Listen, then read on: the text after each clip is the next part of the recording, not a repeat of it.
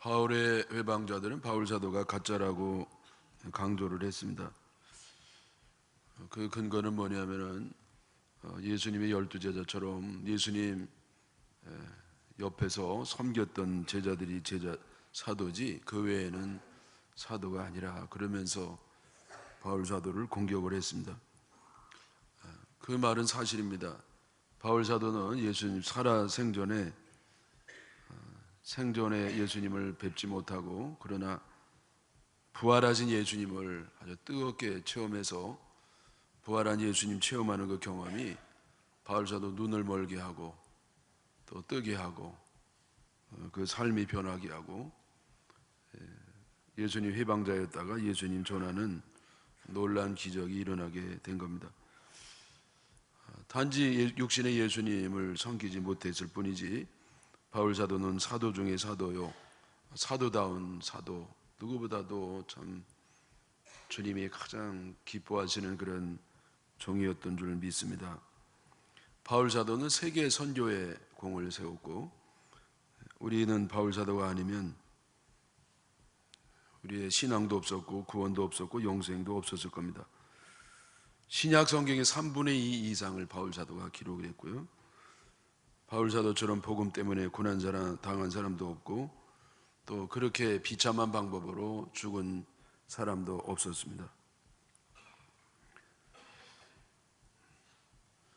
예수 안 믿고 사도가 안 됐으면 이 세상에서 누구보다도 출세하고 떵떵거리고 호의호식하면서 풍성한 삶을 살았을 사람인데 복음 때문에 이 세상 기준에서 보면 참 비참한 인생을 살게 된 겁니다.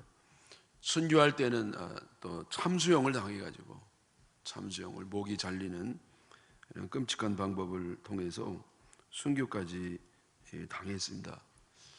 여러분 이런 사도를 가짜라고 그러면 도대체 진짜가 세상에 어디 있겠습니까?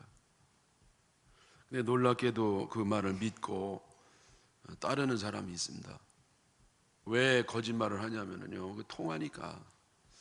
안 통해야 되는데 통하는 사람이 있으니까 그렇게 이제 가짜라고 거짓말을 하는 겁니다. 바울 사도는 자랑할 생각이 조금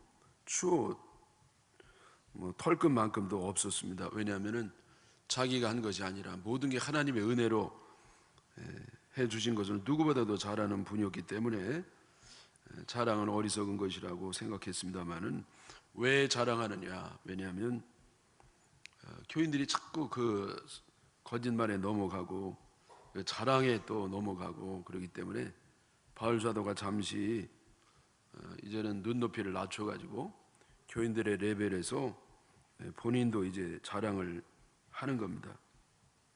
그래서 여기 11절에 내가 어리석은 자가 되었으나 너희가 억지로 시킨 것이니 어리석은 거는 자랑하기 때문에 근데 이게 바울 사도가 원해서 한 것이 아니라 억지로 시켰다. 시켰다니까 자랑하시라고 그게 아니고 그 분위기 정황이 그렇게 하도록 했다는 것이죠. 나는 너에게 칭찬을 받아야 마땅하도다. 그래도 칭찬을 받아야 되는데 왜냐하면 내가 아무것도 아니나 지극히 크다는 사도들보다 조금도 부족하지 아니하니라. 그래서 내가 사도도 아니고 가짜라고 얘기하는데 사실은 내가 이 모든 사도보다도 작지는 않다. 그렇게 이제 자랑 아닌 자랑을 하고 있는 겁니다. 여러분 요즘도 이제 자랑하는 사람들이 가끔 있지 않습니까? 요즘 이 교회에서 자랑하는 사람과 바울 사도의 자랑이 다른 게 있어요. 그거는 동기가 다르죠. 그러니까 이제 요즘 자랑하는 사람들은 자기를 드러내기 위한 자랑이고 바울 사도는 교회를 세우기 위한 자랑이었습니다. 바울 사도는 자기에 대한 것은 조금도 관심이 없었고 어떻게 하나님의 교회가 바로 서고 성도들이 구원을 받고 은혜를 받을 수 있는가 오직 그 일념으로 자랑을 하는 겁니다. 그러나 요즘 자랑하는 사람들은 자기를 드러내기 위해서 자기의 존재감과 자존심을 세우기 위해서 심지어 교회가 망가져도 좋으니 내 자존심이 세워져야 되겠다 그런 사람들이 있는 것을 볼 수가 있겠습니다. 다음에 나오는 것은 이 사도 바울이 진정한 사도가 된 표가 뭐냐, 그런 말이 나옵니다. 왜냐하면 이제 가짜라고 하니까 지금 바울 사도가 이제 거기에 대한 증명을 하는 겁니다. 12절에 사도의 표가 된 것은 내가 너희 가운데서 모든 참음과 표적과 기사와 능력을 행한 것이라. 우선 참은 거예요. 이 바울 사도가 참 참았습니다. 저는 이 바울 사도 벌써 이 목회 서신이라든지 고린도 후서도 몇십 번 읽었는데 읽을 때마다 우리 같은 사람들은 흉내도 내기 어렵구나. 이 무수한 정신적인 또 육체적인 영적인 고생을 하면서도 어떻게 끝까지 참겠는가. 마지막에 참수형을 당해가지고 목이 잘리는 끔찍한 방법으로 죽기까지 바울 사도는 달려갈 길에 다 달려가서 최후의 승리자가 된 사람입니다. 근데 이게 어떻게 이럴 수가 있을까? 네? 그가 말로 다 할 수 없는 고생을 하면서도 끝까지 그 길을 가는 것은 하나님의 사명이 있기 때문에 그렇습니다. 주님이 시킨 것이기 때문에, 다른 사람 아니고 하나님이 바울 사도에게 시킨 거기 때문에 바울 사도는 자기가 힘들다고 괴롭다고 포기할 수가 없었던 겁니다. 여러분, 우리가 이제 사명을 감당하고 나갈 때 박수만 받고 칭찬만 듣고 존귀의 영광을 받는 건 아닙니다. 때로는 어려움도 있고 오해도 있고 욕도 먹고 핍박도 받고, 곡식이 익으면 돌멩이를 맞는다고 이렇게 억울한 일을 당하기도 하고, 그런데 그래도 끝까지 가시기를 축원합니다. 때로는 집사람이 그만두자고, 제가 그러죠. 나도 그러고 싶은데 괴롭다고 그만두고 화난다고 그만두면 어떡하냐. 주님이 그만두래야 그만두지. 네? 여러분, 그만두고 싶은 마음이 있을 때 그만두지 마시고 주님께 먼저 기도해 보기 바랍니다. 주님이 너 그만둬라 그러면 그만두죠. 근데 좀 참아 그러면 참아야 되죠. 기도도 안 해보고 승질난다고 관두면 어떡합니까? 우리가 사도 바울처럼 되지 못한다 할지라도 모든 걸 참고 끝까지 인내해서 승리하시기를 축원합니다. 또 이 바울 사도가 참 사도가 된 증거는 표적이에요. 표적. 이 표적은 뭐냐면은 하나님의 베푸시는 기적인데, 왜 표적이라는 표현을 쓰냐면은 그 기적이 표시가 되는 겁니다. 어떤 표식? 하나님이 역사하신 표시. 여러분, 하나님이 이렇게 우리가 역사하시면 우리 과학에 길들여졌던 사람들이 초자연적 현상에 대해서는 이해가 안 가요. 기적이라고 하죠. 그러나 하나님은 그게 일상이에요. 하나님 하시는 건데, 근데 그것이 단순한 초자연적 현상에 불과한 것이 아니고 하나님의 살아계심과 하나님의 전지전능하심을 표시인 줄 믿습니다. 그래서 여러분, 우리에게 나타난 하나님의 놀라운 일들이 하나님의 표적이 되시기를 축원합니다. 또 기사예요. 기사는 그야말로 기적적인 일들이죠. 여러분, 이 기적이라고 하니까 꼭 어떤 그 초자연적인 현상, 불치병자가 난다든지 어떤 기적이 일어난다든지 그것뿐만 아니라 내가 변하는 거예요. 기적 중에 최고의 기적이 뭐냐면은 나같이 못난 인간, 모자란 못된 인간이 예수님 믿고 주님을 닮아간다는 거, 여러분, 이거는요 기적 중에 기적이고 최고의 기적인 줄 믿습니다. 우리가 진정한 성도인 증거고 주님의 종된 증거가 뭐냐? 내가 정규 신학을 나오고 정식 공인된 교단을 나왔다, 그것보다 중요한 게 뭐냐면은 내가 정말 주님을 닮았느냐, 내 안에 주님의 흔적이 드러나고 주님의 향기가 드러나느냐, 나를 통해서 사람들이 주님을 느낄 수가 있느냐, 여기에 진정한 주의 자녀된 표시가 되는 줄 믿습니다. 또 능력이에요. 능력. 하나님은 무에서 유를 창조하시고 치유와 회복을 일으키시고 성장과 부흥을 주시고 마귀를 쫓아주시고 병든 자가 고침을 받고 죽을 사람이 살아나는 이러한 놀라운 능력이 나타나야 될 줄 믿습니다. 바울 사도는 누구보다도 어마어마한 능력이 많이 나타나기 때문에 그것도 이제 바울 사도가 사도된 증거가 됐습니다. 저도 뭘 좀 이렇게 주님의 진정한 종된 표시가 없나. 제가 참 못됐거든요. 참 못되고 우유부단하고 참 소심하고 쪼잔하고 아주 사람이 잔인하고 싸납고 매몰차고 그렇거든요. 근데 내가 예수님 믿고 요만큼 된 겁니다. 그래서 이게 내 하나님 예수 믿는 증거가 되겠구나. 또 하나님이 우리 교회 부흥도 시켜주시고요. 또 치유도 나타나고. 근데 어려서 한 10년 가까이 교회 못 나가게 아버지가 때리는데 셀 수 없는 매를 맞았습니다. 회초리라도 맞고 몽둥이라도 맞고 야구 방망이라도 맞고 혁대로도 맞고 파리채로도 맞고 손바닥으로도 맞고 발길질로도 맞고 그러면서도 끝까지 예수 믿은 게 좀 그래도 이제 예수 믿는 사람의 증거가 되겠구나 그런 생각을 해봅니다.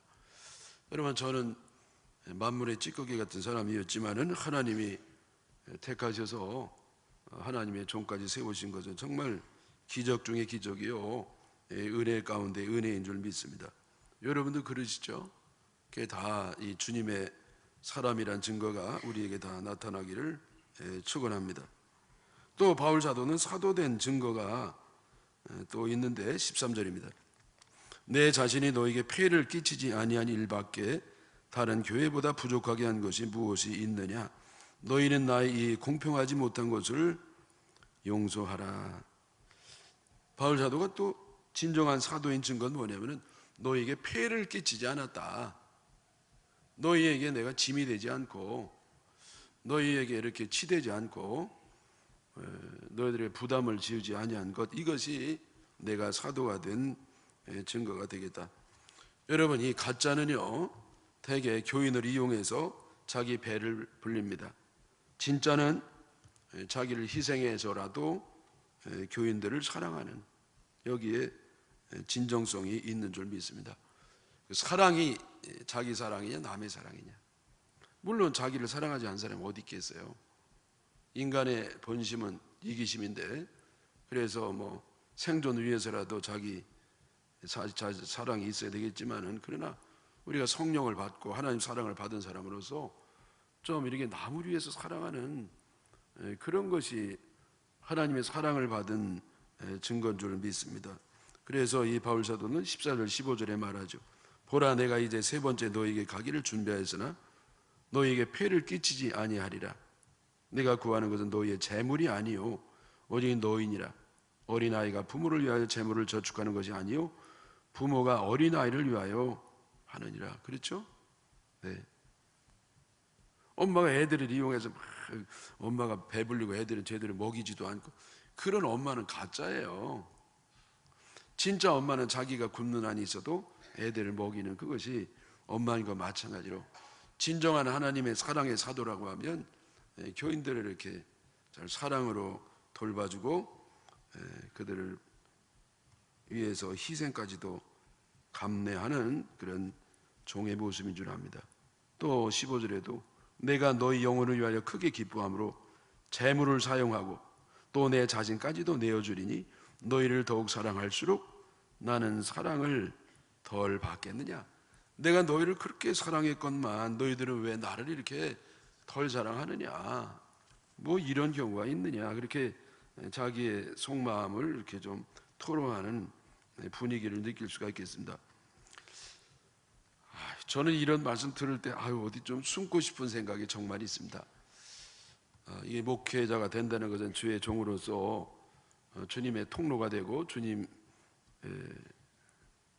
느낌이 나야 되는데 뭐 희생은 고사하고 교인들로 하여금 사랑만 받고 이런 엉터리가 없습니다.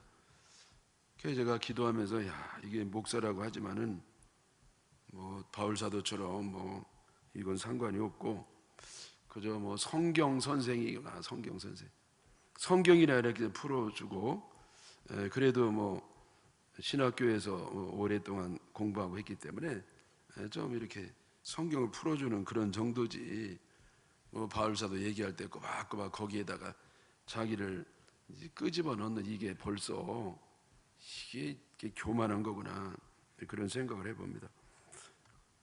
이 바울사도는요, 선교 초기에 교인들의 짐이 되지 않기 위해서 자비량으로 선교한 거 여러분 잘 아실 겁니다. 그래서 천막업을 하면서 그렇게 자비량으로 이제 선교를 했죠.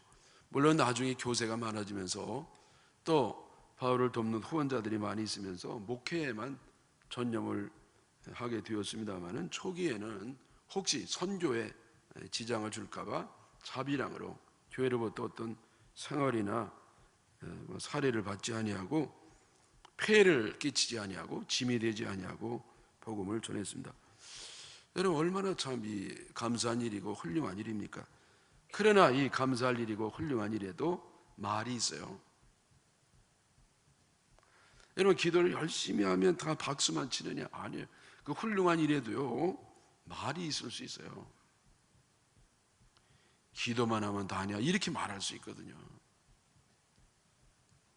사랑을 베푸는데도 말이 있을 수 있고.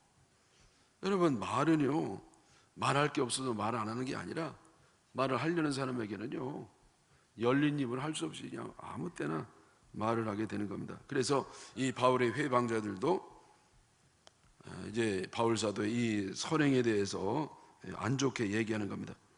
비록 이들이 뭐라고 하냐면은, 비록 이 바울 사도가 교인들로부터 사례금을 받지 않는다 할지라도 예루살렘 교회 연보를 걷어가지고 그 중에 일부를 착복하는 교활한 사람이다, 이렇게 공격을 했습니다.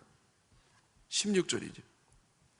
하여간 어떤 이의 말이 내가 너에게 짐을 지우지는 아니할지라도, 그러니까 이 사례금을 받지 않지만은, 그러나 짐을 지우지 아니할지라도 교활한 자가 되어, 교활한 자가 되어 아주 교활해가지고 앞에서는 아주 뭐 거룩하고 진실하고 그렇게 보이는 것처럼 하고 뒤에서는 호박식하고 이렇게 헌금을 걷어가지고 그 중에 일부를 이게 착복하는, 요즘 법적인 용어로 하면은 공공횡령을 했다, 이렇게 말한다는 것이죠.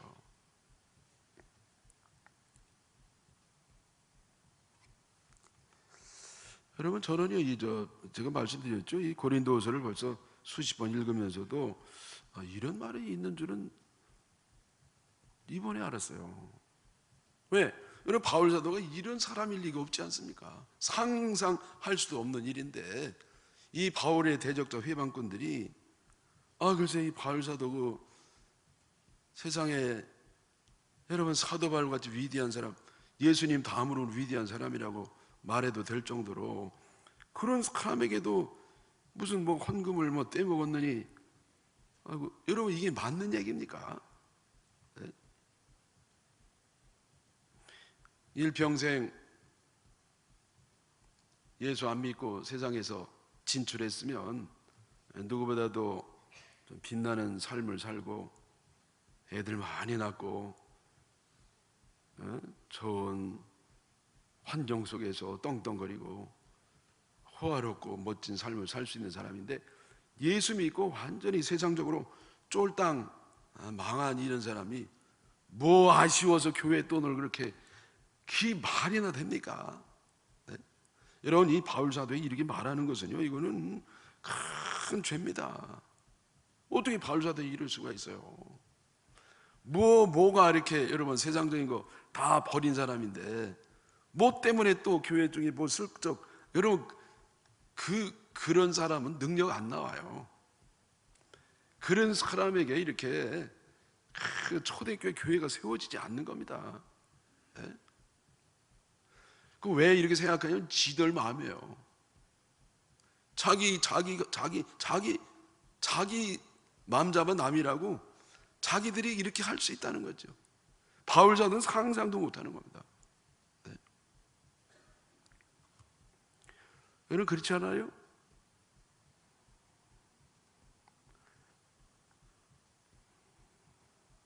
그래서 이 바울 사도 여기에 대해서 변명을 합니다. 17절 18절에 내가 너희에게 보낸 자 중에 누구로 너희의 이득을 취하더냐. 내가 디도를 권하고 함께할 형제를 보내었으니 디도가 너희의 이득을 취하더냐.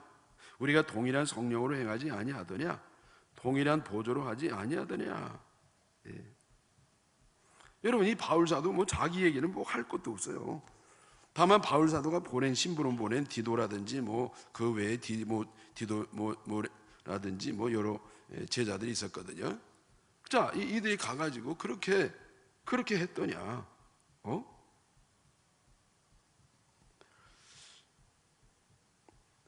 내가 너에게 보낸 자 중에 누구로 너희의 이득을 취하더냐? 누가 그랬냐 이거죠. 없죠, 물론 근거가 없으니까. 여러분 누가 뭐 이렇게 자꾸 그 의혹을 제기하고 할 때는요, 그걸 듣고 바로 믿는 분이 없기를 축원합니다. 그러면 근거가 있어야 되잖아요. 근거가 없는데 믿으면 안 되잖아요. 근데 여러분 이 증인도 근거가 될 수 있어요. 증인. 그런 것 같다. 누가 얘기하면 그게 증거가 될 수 있는데 그것도 봐야 돼요. 그러면 그 사람이 네가 직접 봤냐 아니면 들은 거냐. 들었다 그러면 누가 얘기하더냐. 그래서 끝까지 그 출발지를 알아야 돼요. 누가 맨 처음에 그 말을 시작했는지. 그래서 그 말까지 가가지고 여러분 칭찬하고 남을 좋게 얘기하는 거 그럴 필요가 없죠. 그러나 남에 대해서 나쁘게 얘기하는 어떻게 보면 인격 살인이잖아요. 그 못된 일을 해야 되는데 그게 정확하지 않으면 이처럼 큰 신뢰가 없고 죄가 없으니까 적어도 근거는 있어야 되는데 근거는 없고 말로만 해가지고 카더라 7명째에 딱 누가 얘기한 게 나왔어요. 그 사람 보고 봤냐 그랬더니 봤다는 거예요. 두 눈 뜨고 똑바로 봤다는 거예요. 그러면 여러분 믿냐? 아니죠. 그 사람이 평소에 거짓말을 잘하는 사람이면 거짓말일 가능성이 높아요. 근데 진실했던 사람은 진실일 가능성이 높습니다. 그럼 믿느냐? 아니요. 한 단계가 더 남아있어요. 성경에 따르면. 그건 뭐냐면은 그 사람이 정말 진실한 사람이고 정말 봤다 할지라도 한 사람 누군가 더 있어야 돼요. 왜? 인간은 보는 게 부정확하니까. 말하는 게 부정확하고 판단이 부정확하고. 그래서 성경이 나오는 얘기예요. 여러분 누구를 내가 고발하려고 하면 여러분 인간관계에서 그러면 반드시 근거가 있어야 되고 증인이 있으면 2명 이상이 있어야 된다. 정직한 사람 2명 이상. 근데 이걸 막 어머머머 너 그렇게 안 봤는데 그럴 수가 있어. 그러면서 막 뭐 일파만파로 여러분 그거는 주님 기뻐하지 않습니다. 지혜로운 것도 아니고요. 여러분 바울 사도 같이 이런 사람을 도대체 이런 교활한 사람이라고 얘기하고 속임수를 썼다고 하고 이런 큰 신뢰가 어디 있습니까?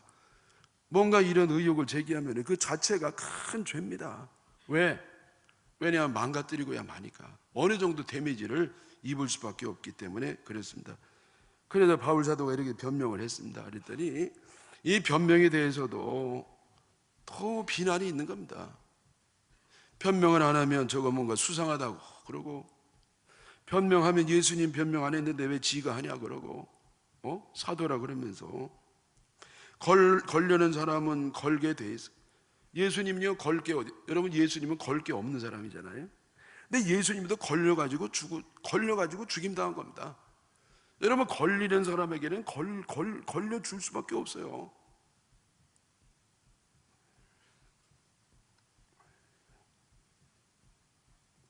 걸 게 있어서 거는 게 아니라 걸고 싶어서 거는 것이고 미워서 싫어서 꼴보기 싫어서 거는 겁니다. 신앙으로 성령으로 사랑으로 하는 게 아니라 감정으로 인간적으로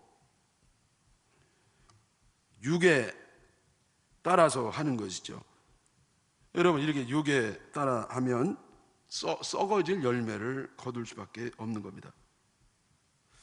바울 사도의 변명은 자기 자신을 위해서가 아니라 교회를 위해서 한다는 말이 또 나옵니다. 19절에 너희는 이때까지 우리가 자기 변명을 하는 줄로 생각하는구나. 네? 변명한다고. 그거 아니에요. 우리는 그리스도 안에서 하나님 앞에 말하노라. 하나님 앞에서 나는 말한. 여러분 이것도요 옛날에나 통했지 오늘은 이게 어렵습니다. 왜? 거짓말하는 사람이 하나님 뜻이라고 어젯밤에 계시가 왔다고 얘기하니까 야, 참 이때만 하더라도 그래도 순진해 가지고요 하나님의 뜻이라 그러면 아멘하고 탁 중지했어요. 근데 요즘은요 이걸 막 속이거든요.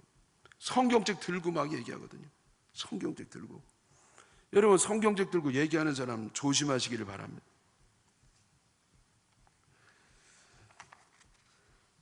바울 사도가 고린도 교회 갔을 때 좀 염려되는 일이 있는데 20절이요. 내가 갈 때 내가 너희를 내가 원하는 것 같이 보지 못하고 또 내가 너희에게 너희가 원하지 않는 것과 같이 보일까 두려워하며. 그래서 이 고린도 교회가 이런 아주 좋지 않은 모습이 있었습니다만은 디모데가 갔다 와가지고 한다는 말이 이제는 교인들이 회개하고 다 달라졌다는 거예요. 그게 바울 사도가 정말 이제는 가야 되는데 내가 갔을 때 디모데가 전해준 것처럼 너희들이 내 편지를 듣고 회개하고 달라졌다 그걸 보기를 원하는데 내 마음 한구석에는 또 혹시 사람이 변하는 게 어려우니까요 또 옛날처럼 그런 일이 있을까 봐 내가 염려한다. 제발 이런 일이 없도록 해주면 좋겠다. 그런 얘기를 하는 겁니다. 그래서 여기 20절에 뒤에 보면 또 다툼과 시기와 분냉과 당지는 것과 비방과 수군거림과 거만함과 혼란이 있을까 두려워한다. 이 바울사도 염려한 게 뭐냐면은 다툼이에요. 여러분 이 교회에서 절대 싸우지 마시기 바랍니다. 어디 싸울 데가 없어서 하나님이 거룩한 집인 성전에서 싸웁니까? 오죽하면 싸우냐? 여러분 아무리 명분이 있다 하더라도 하나님의 교회에서 싸우면 안 돼요. 그래서 여러분 교회에서 싸우는 자체가 잘못입니다.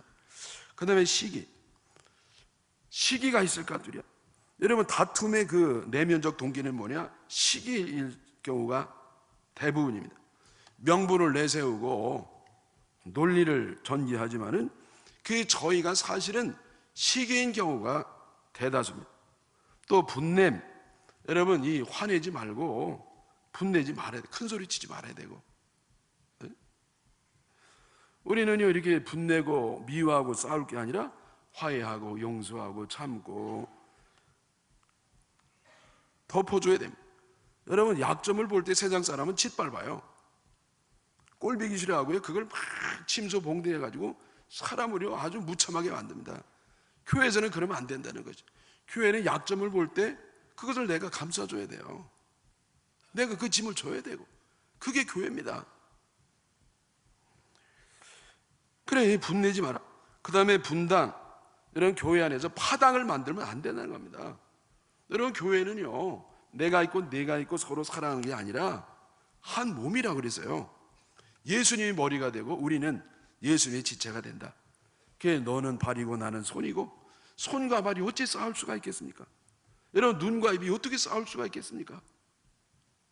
어떻게 파당을 줘서 싸울 수가 있겠습니까?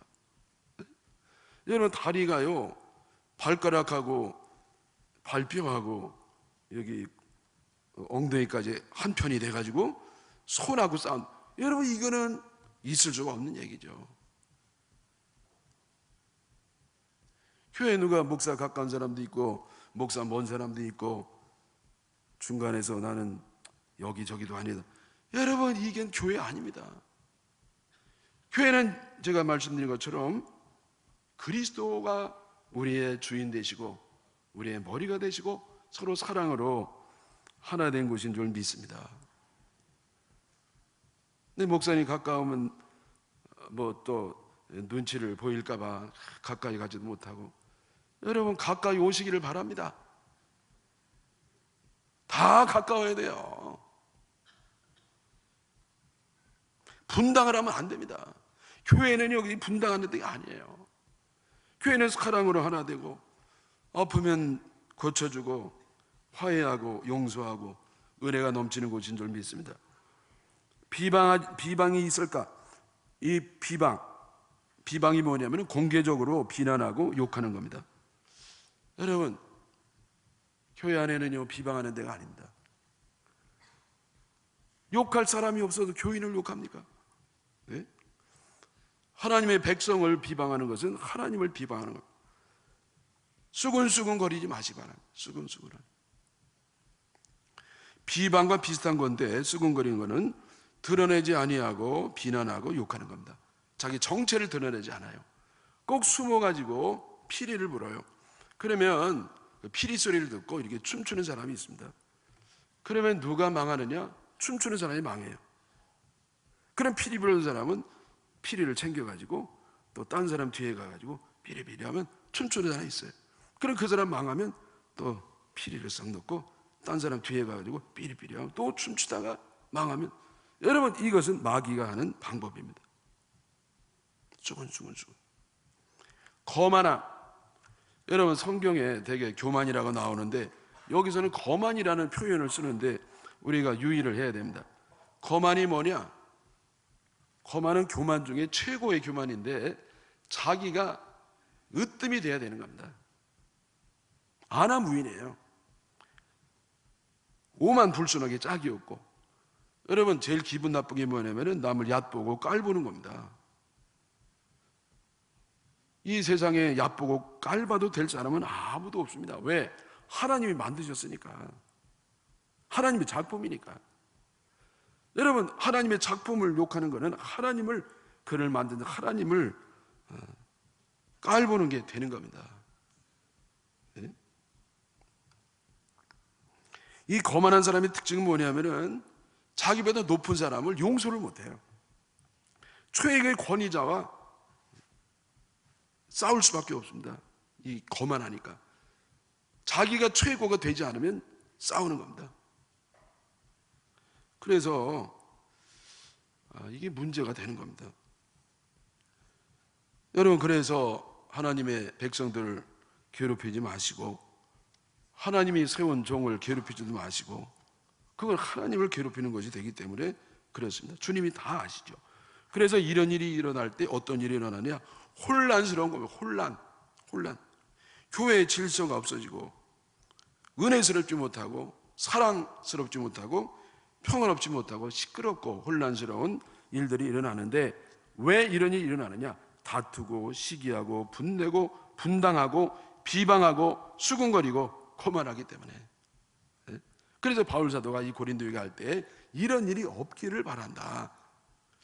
여러분 주님은요 오늘날 우리 교회들에게도 이런 일이 없기를 바라는 줄 믿으시기를 바랍니다. 바울 사도의 걱정이 또 있었어요. 그건 21절에 나오는 말씀이죠. 또 내가 다시 갈 때 내 하나님이 나를 너희 앞에서 낮추실까 두려워하고, 또 하나님이 그동안에도 이렇게 그 회방자들에게 낮춤을 받았는데 또 나를 낮추실까 봐 걱정이 된다. 저는 옛날에는요 뭐 실패하는 목사, 실패하는 사람이 따로 있는 줄 알았어요. 그렇지 않더라고요. 하나님의 은혜의 울타리를 조금만 들추시면 여지없이 추락하는 것이 인간입니다. 우리는 하나님 높였기 때문에 높임을 받았을 뿐이에요. 그러면 여러분 주님이 나를 낮추시면 그것도 달게 받아야 될 줄 믿습니다. 저는요 높일 때만 달게 받았어요. 낮추시면 난 그건 싫더라고요. 그런데 뭐 좀 요만큼 살아보니까 하나님이 주시는 건 다 좋은 것이다. 주님이 나를 높으실 때 기뻐했다고 하면 낮추실 때도 기뻐해야 되겠다. 왜? 하나님 하시는 일은 오류가 없어요. 하나님 하는 일은 완벽한 겁니다. 하나님 완전하세요. 하나님 하시는 일이 실수가 없고 오류가 없고 잘못이 없습니다. 하나님 나를 향해서 때로는 좋게도 하시지만 때로는 낮추게도 하시면 그것도 나에게 좋은 겁니다. 내가 볼 때 괴롭고 안 좋은 것이지만은 주님이 나에게 복을 주면은 감사하시고 가져가셔도 감사하시기를 바랍니다. 네. 여러분, 이 마지막으로 바울 사도가 또 염려하는 게 있습니다. 죄진 여러 사람의 그 행한 바 더러움과 음란함과 호색함을 회개하지 아니함 때문에 슬퍼할까 두려워하노라. 여러분, 이 고린도 교회는 고린도 타락한 도시, 유명한 도시, 거기에서 사람들이 교회에 와서 예수 믿고 변하는 곳인데 아직도 교회에 와서도 변하지 아니한 그런 사람들 때문에 많은 좋지 않은 일들이 있었습니다. 그것이 바로 더러움과 음란함과 호색함, 성적인 타락이 교회에 있을까봐, 아직도 있을까봐, 이제 좋아졌다고 하는데 아직도 있을까봐 그렇지 않기를 바란다. 여러분, 하나님 없는 세상이 필연적으로 타락할 수밖에 없습니다. 하나님을 거부하고 타락하지 않는 세상은 없어요. 자, 하나님 모시고 살면 성이 이루어져요. 거룩할 성, 거룩한 삶이 이루어집니다. 근데 하나님 모시고 살지 않으면 역시 성이 이루어지는데, 이때 성은 섹스, 현재 세상을 지배하고 있는 그런 타락한 성이 이루어지는 겁니다. 여러분, 가정이나 나라가 복 받으려면 경건한 삶을 살아야 되는데 세상에 하나님을 거절하고는 그런 세상은 없습니다. 그러나 이 타락한 세상 가운데서도 나라가 무너지지 아니하는 비결이 뭐냐? 경건한 사람, 성령 받은 사람, 하나님의 진정으로 남아있는 성도들이 경건한 삶을 삶고 세상에 영향을 끼침으로 이 타락한 세상이 망하지 않는 줄 믿습니다. 여러분, 이 커다란 호수가요, 계속해서 오염 물질이 외부에서도 들어옵니다. 그런데도 이 물이 살아있는 물이 되고 고기들이 살고 생물들이 사는 이유는 뭐냐? 그 아래에 생수가, 샘물이 끊임없이 올라오는 겁니다. 그래서 생수가 올라오면서 그 호수를 살려내는 겁니다. 여러분, 이 세상을 살리는 건 뭐냐? 하나님의 백성들이에요. 끊임없이 생수를 흘려보내므로 이 땅이 정화가 되는 겁니다. 여러분, 요즘 미투 그러면서 얼마나 참 민망하고 창피하고 더럽고 추하고, 네? 자살까지 하고 손가락질을 하고. 여러분, 그러나 우리는 손가락질 이게 하지 말아야 될 것입니다. 왜? 왜냐하면 세상은 원래 그래요. 이게 빙산의 일각에 불과합니다. 하나님을 모시지 않는 세상은요, 볼 것도 없을 겁니다. 전 세상 모릅니다. 그러나 뻔해요. 그래, 이거를 살려내는 비결이 뭐냐? 우리가 욕만 하는 데 있지 않아요. 여러분, 욕하지 마세요. 세상이 더럽다고 욕하지 마십시오. 그 인간 그럴 수 있어? 원래 그래요. 하나님 모르는 세상은 그런 겁니다. 네? 그 책임이 누구에게 있느냐? 나에게 있어요. 왜? 내가 빛의 역할을 감당하지 않으므로 어둠을 비치지 않으니까. 세상은 원래 어둠입니다. 하나님 없으면 어둠입니다. 그 어둠 속에서 내가 빛을 비춰야 되는데 내가 빛을 비추지 않으니까 어두운 겁니다. 세상을 향해서 욕하고 손가락질하고 비판할 게 아니라 나를 향해야 돼요. 내가 과연 저들에게 빛이 됐는가? 내가 빛을 비추고 있는가? 여러분, 썩었다고 하지 마세요. 세상은 원래 썩습니다. 소금이 없으니까. 누가 소금이냐? 내가 소금이에요. 내가 소금이면 내가 소금의 맛을 잃지 말아야 되는데 내가 소금의 역할을 못하니까 썩는 겁니다. 여러분, 우리 세상을 향해서 손가락 자르기 전에 내가 과연 빛을 발하고 있는가? 내가 소금의 역할을 하고 있는가? 정말 우리가 소금과 빛의 역할을 감당해서 세상을 살려내는 우리가 되기를 주님의 이름으로 축원합니다.